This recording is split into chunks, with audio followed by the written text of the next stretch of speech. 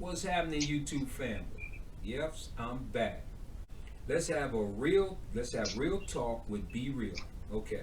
Um, Basically, what I'm doing now is having somewhat of a podcast, and I call my friends and family members, and we'll just have an open discussion, let everybody in on it, basically. And some of my family members and friends have different things that they want to talk about. Now, I have somebody on the line right now. Um, Kara Maureen, are you there? Yes, I'm here. Alrighty. So, how you been? I've been great. Okay. How things going so far with little David? Um, of course, being the mother of a child of a toddler, um, has its challenges, its little ups and downs Mm-hmm. with those challenges. But overall, it's a very joyful experience. Having to mother uh, a son. Yeah, yeah. I can imagine. And well, tell us a little bit about you right now. We just kind of give everybody a brief of who you are. Okay. I'm going by the name of Kara Maureen. I am in my mid 30s, and I am the mother of a lovely 16, almost 17-month-old baby boy. Yeah, yeah. Um, I like to read, write, crochet. Those are my favorite hobbies. Um, I believe myself to be a very patient person, even though I can be impatient at times. Mm-hmm. But, for the most part, patient and, you know, calm, reserved. I love Yeah. quietness Oh and yeah. just peace and serenity. So, you know, um, if there's anything else, I'm sure it'll probably come out in conversation. Oh yeah. Sure, sure. And as far as where do you think you've gotten your serenity, your peace from? I mean, young people have a tendency of getting a little hype when things go down and happen, and they don't they don't really happen the way that they expect them to. So they get a little over the top and get hyped. So Right. how do you stay calm with in a real tight situation? Well, I will say I'm not a master at staying calm. Mm. But one of the things that does ground me is my belief in the Lord Jesus Christ All right, and my Christian, um, you know, uh, faith. right. So, when things get hectic and when things go crazy around me, I am newly divorced, and, that entire experience, especially with a young child, was very, in a way, traumatic, Right, given my, if I was to go into the details of what I went through, right. and one of the major things that grounded me was the Lord. I feel as though, I would be a totally different person if it wasn't for my faith in God. That's so true.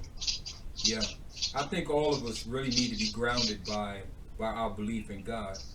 And as far as you, this is your first child, right? So I hear Yes. some of the stories about bearing child, and a lot of the stories that I hear is that it was excruciating pain for hours and hours on end, and Hmm. a lot of horror stories that I've heard. So how would you rate your pregnancy and birth with David? Well, my pregnancy was an absolute 10. I loved it. Oh, I've heard that's a rare. lot of horror stories Yeah, in reference to pregnancy and, you know, the, uh, the different experiences, yeah. excuse me, that, pregnant women go through, like morning sickness, for example. Mm. I did not have morning sickness when I was pregnant Wow. with David at all. Um, God bless you. some of, yeah, and some of the other, things that women tend to go through. I, for the most part, slept well. The Mm. only time I didn't sleep well was, probably in my third trimester.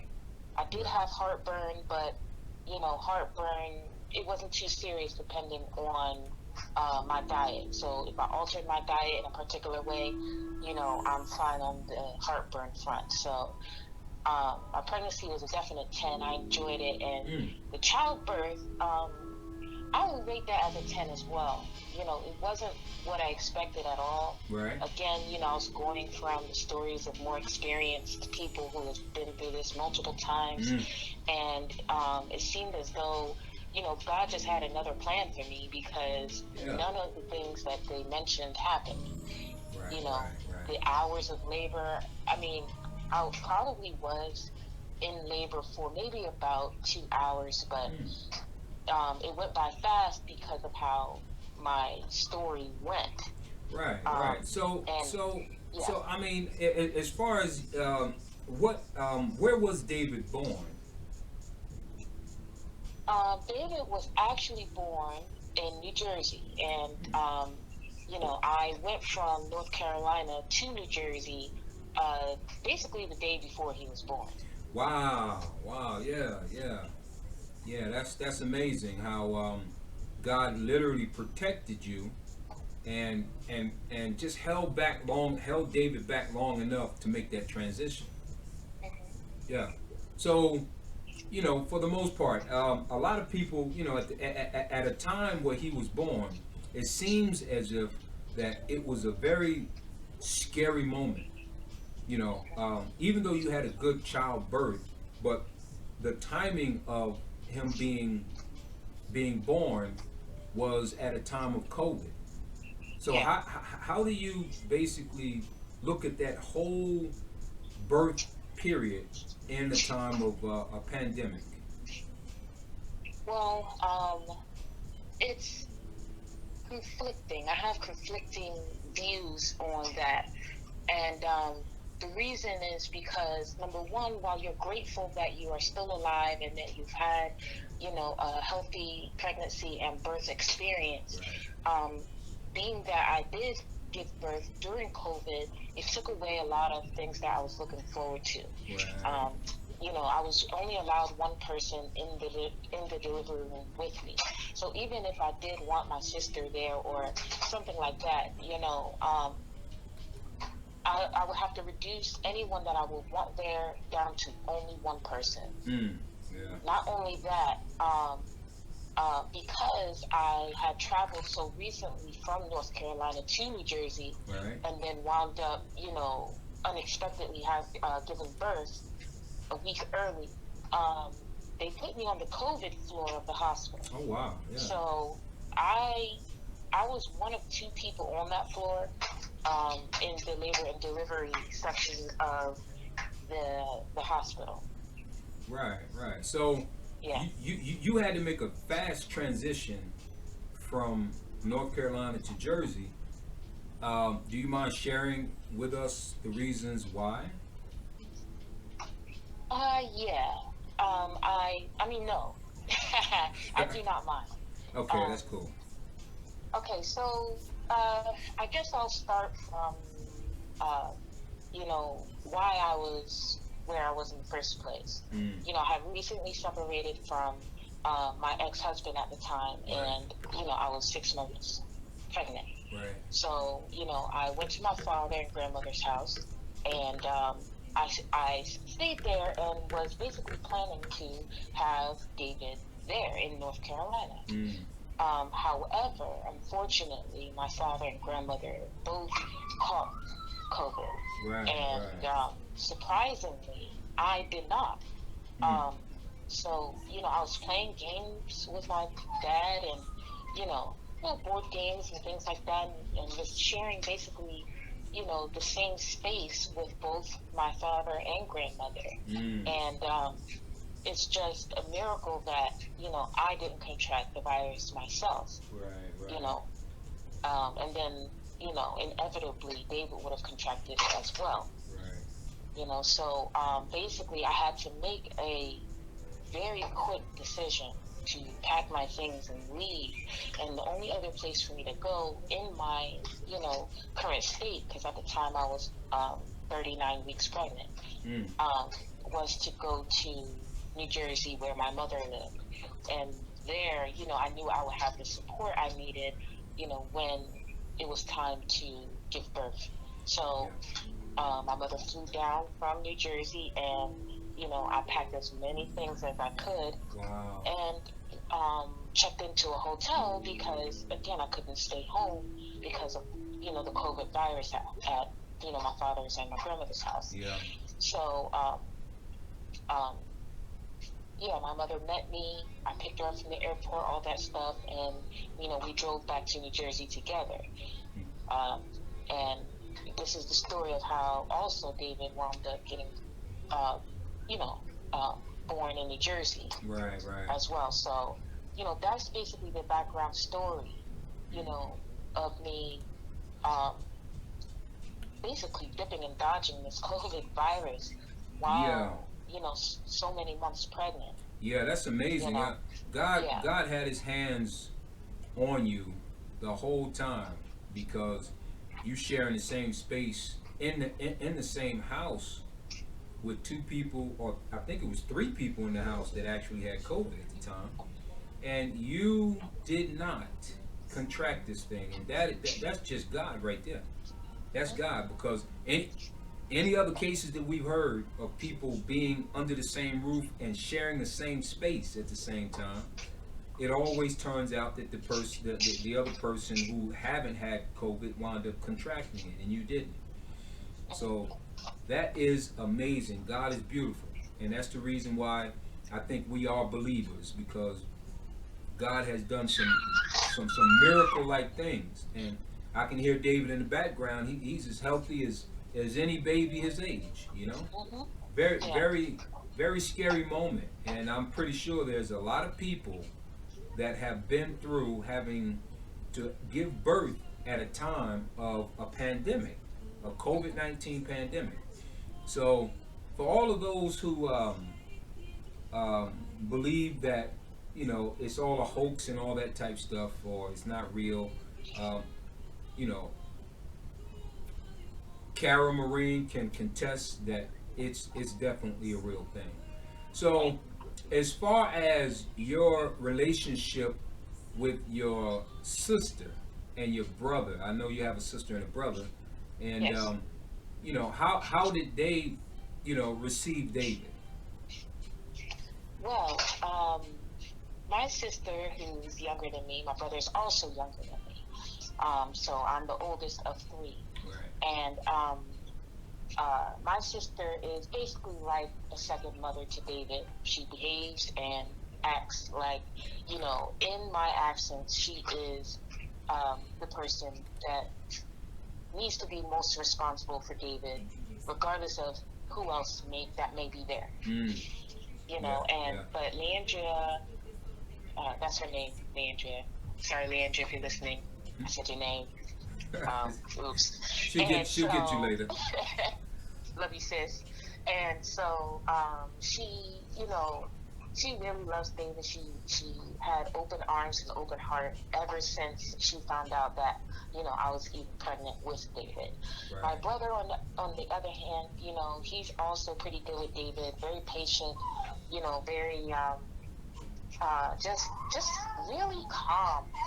And that's one thing that I do hope David inherits from his uncle. Right. And you know, he is just very, you know, I feel as though he's excited, even though it doesn't show, a lot. But he's excited to be an uncle himself. Right. So, it's all, you know, just a wonderful thing to see that my siblings have taken David on to be, a part of themselves. Right. So, and how do you view your parents actually receiving David? Because they are first-time grandparents, right? Right. So, being a first time mother, I have parents who are first time grandparents. Yeah. So, I'll talk about my mom first, and then I'll talk about my dad. Now, my mom, um, I can tell actually between the both of them that, it's been very awkward, Mm. being a first time grandparent because there's no blueprint, there's no example, to show how you're supposed to be or Yeah. act Yeah. or behave or whatever. So, with both of them, I can see that they're trying to um, uh, develop, what does it mean to be a grandparent? Right, right. And what does that mean for them personally? Yeah. Um, but my mother, she's adapting pretty well. Um, However, I still do see, that, she's still trying to figure things out. Mm-hmm. My dad, on the other hand, he's more like well, I'm just gonna wing it. Yeah. So, for the most part, him winging it has been pretty good, actually. He's great under pressure. All right. So, I'll say Right. that they're both great grandparents, and, they talk to me when they need to, and they ease back when they need to. So, it's great having them both as grandparents to David. Right, right. So that's beautiful, I think that it is a blessing for everyone, you know. Of course, I'm pretty sure you've heard a lot of stories before having child and how to raise he or she, So you right now, do you find it difficult introducing new things to your 1-year-old son? Yes. And that's mainly because of how he is. Mm. I know that there are other children, and I've actually worked with other children who, were more open to new things than David actually Mm. is. David needs to be introduced to things multiple times before he decides that he is now comfortable with it. Yeah, wow. So, How about that? Yeah. yeah, so basically that goes for new toys, that goes for new food, that goes for, you know, um, you trying to basically show him how something actually works, Mm. you know, until he decides that he's comfortable, you know, doing something a certain way, or eating something that you're trying to show him is good for him or something like that, you know, it's been a little challenging on that front, Yeah. especially with the food. I Right. find the nutrition aspect of that very frustrating. Yeah. Yeah. So Yeah. he's pretty much like his mama. Yes. I will He not like his deny mom's. that. Yeah. I would say, I have to sometimes check myself and say, see, this is what people have to go through when you are Yeah. like this. Yeah. Yeah. And just imagine And when you now were. you're experiencing it Yeah. with David. Yeah. And just You imagine know, when you were young, and 1 year old and 2 year old. Your parents had to go through the same dag nabbit thing with food, and it was interesting to and the hear thing that. about it is, I hear the Uh, stories, yeah. and everything. However, you know, I didn't just decide that I'm not going to eat the food. I just Wow. didn't want it. Yeah, I guess that's right. But I'm pretty sure your parents were creative on figuring out ways to get you to eat your food. Hmm. Yeah. So I guess now, if you can remember back that far, you may have to go back into the toolbox of your memory and apply somewhat similar the same thing with a new twist on, you know, True. with your son. So Unfortunately, yeah, I cannot remember back to a time where I didn't know English. I yeah, can only remember the times where, I could relate back to my parents. right, right, So that's the biggest challenge, because David is not, 100% verbal yet. right. Uh huh. You know, so if I tell him you're gonna eat this food, he's looking at me like, Yeah. da, Like what? da, da, da. Everything. So Yeah, everything is da da with this guy. He's a da da. You know, yeah, trying to get him to pop out a couple of more syllables, or at least another one. But right. yeah, he sounds like a bowl of fun. Most kids around that age are, little kids are always fun to watch them grow. So when you look at David, do you see not just yourself, but do you see your family members in him? Um, Mostly, yes. I would say yes to that question. And mostly, apart from myself, Right. I see a lot of my sister. Um, his complexion is like hers. If you look on the side of his face, it's kind of shaped a little bit like how, it was when she was a baby around his age. Um, some of the things that he tend to bolt out, Right. kind of reminds me of Leandria when she would cry or something like that when she was younger. Because, we're 4.5 years apart. So, I'm going to remember, her being a baby. Yep. And so, who else do I see? I sometimes see my mom and my dad too. So I feel as though, he is gleaning from the people that he's mostly around. Yes, you know, yeah. And I feel as though that's why I'm seeing them in him. Well, that's 100% true. And how do you view the whole concept of raising of what you do in front of your child? What you say, how you say things, how you act, how you eat, how you drink, and what you eat and drink. Do you believe that that ultimately will shape the child to be a particular way when they start growing to certain ages and going out to go to school? Do you believe that it all literally starts at home? Yes, I'm a big believer of that. That you are your first child's model. Yes, right.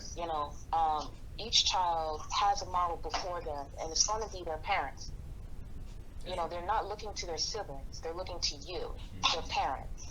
So what you do, what you say, how you say it, your tone, how you respond to certain things. They're going to either mimic that or believe that that is supposed to be normal in their life. So if you are, constantly yelling at them, for example, right, they are going to accept yelling from other people when yelling could be very disrespectful, coming from, someone else, depending on what they're, doing.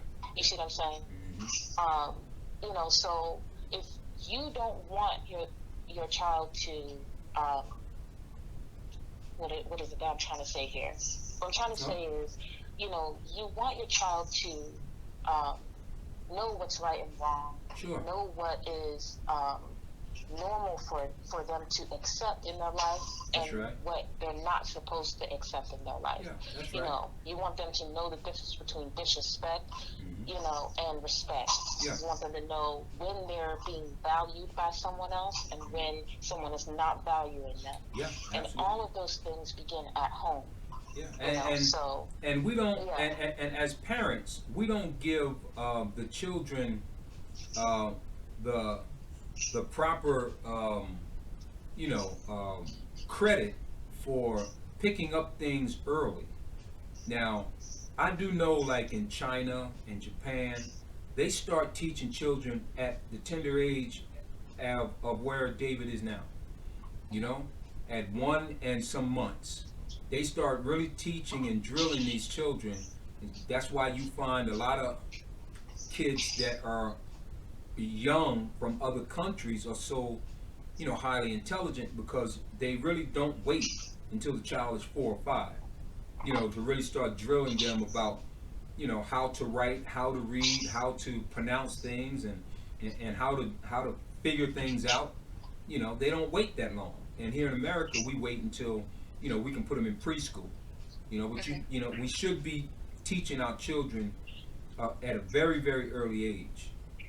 So but absolutely, I believe that things start every it's a learned behavior with children. When you see young kids at 5 and 6 years old acting a particular way, they got it from home. And if you ever hear a child use cuss words at that tender age, they got it from home. If you see a kid that sneaks a drink of anything, I don't mean alcohol, I mean just sipping in somebody else's cup, they got that from home. So you really have to be careful on how you raise your child and what you do around them. So that's very, very vital. And I believe that you have a good handle on it, from what I'm hearing, and you pretty much have a lot of help when it comes to getting advice on how to or what not to, raising a child. So as far as what would you want David to actually get involved in when he gets old enough? Is there any particular thing, sports, uh, eh, you know, anything that can get him involved in academics and so on and so forth? So, is there any particular thing that you would like to see your son grow up to be? That is a good question because I feel as though I have a different approach on that. I am open-minded towards, whatever David's interests are. Right. And although, I may have my things that, I I may feel that he could go into or, could be interested in. Right. I know that he's going to have to decide for himself, and whatever those things are, as long as they're uplifting, they're not detrimental to his life, those are the things that I would choose to encourage. I grew up basically, my parents were like, hey, you're going to be a doctor, or, they'll ask me what I want to be. And if I say, doctor, or they'll, list options, and I'll probably pick from one of those things that they've listed. Right. And personally speaking, I feel as though that was somewhat of a disservice to me because I didn't choose, for myself. I just went along with what I believed my parents wanted for me, Okay. and that is not something that I want for David. I want him to make the decision for himself to say, this is what I'm interested in, Mom. Can you support me? Instead of me saying, hey, why don't you be a doctor, a lawyer, or a firefighter? Right. Well, So he'll be stuck believing that I'd have to be one of those three things. Yeah, I fully understand that, and I think introducing different things to children as they grow, and then, like you said, they'll pick and choose what it is that they like the most or feel comfortable at doing. But just introducing it to them, and once they decide to, take part in it, then you don't want them to quit until they get to the absolute end of what it is that they're doing. So right. So you're saying, like, if David was interested in football, for example, you would have him finish whatever season that he's in before he moves on to another sport or something like that. Yeah, if he changes his mind, yeah. Right. And he decides that all this banging and battering and getting me all broke up out there on that field is not what I really want to do, and I think that parents should actually teach the child by, okay, you started something and I want you to finish it. You have to get them into a habit of finishing anything that they start. Right. Because I have a story to say as far as I was horrible at that. I was horrible at finishing things that I have started. And it had stretched all the way from when I was a young kid all the way up to now. There's a lot of things I get my hands on and I don't finish. So that's not the greatest trait to have. So we really, as a parent, we really want to drive the kid or guide the child, to be better than we ever was. So if I know that I had a fault in that, I would push my children like I did to finish things, and don't give up. So, yeah, that's very interesting to hear from you as a young mother and a first-time mother and a mother in a time of a pandemic. So, God bless you because you were highly favored to get through that, and I'm still getting through it. Oh, no doubt, because they have things still happening now, and I am very happy and pleased to have had you on my show, you know, and this is brand new. Of course, I got to pick up a couple of, subscribers and all that type stuff. But, at least this is the content they'll be able to check in and give a comment if they want to, you know. So, Kara Maureen, I want to thank you again. The conversation, Thank you, yeah, I think the conversation was really productive, and Yes. other people can pick or listen to it, and maybe even say, you know what, I've been in that situation myself, or I know somebody who's been in that situation, and how they handle it. So the more information that we share like this, in a positive note, it will overshadow all the negative things that are being put out on social media about black people. Now, I have to say that because I am a pro-black individual, and I stand my ground with that. And I think that we all need to be talking to the young generation, and the young generation like yourself should be talking to the younger generation under them. And the more that we can keep that alive, the better off in the long run we'll be. So, thank you again.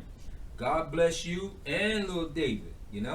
So Yes. I'm gonna wrap this up, and in parting, this is what I always leave my people with. If you're gonna check me out, and no matter what I'm talking about, I could be talking about politics, I could be talking about racism. It doesn't matter what it is, but whatever it is, the bottom line is treat people like you want to be treated, and it will come back round because it has for me. Thank you again. Peace and love to each and every one of you. And Kara Maureen, don't hang up. All right, family, you too. Peace. One love.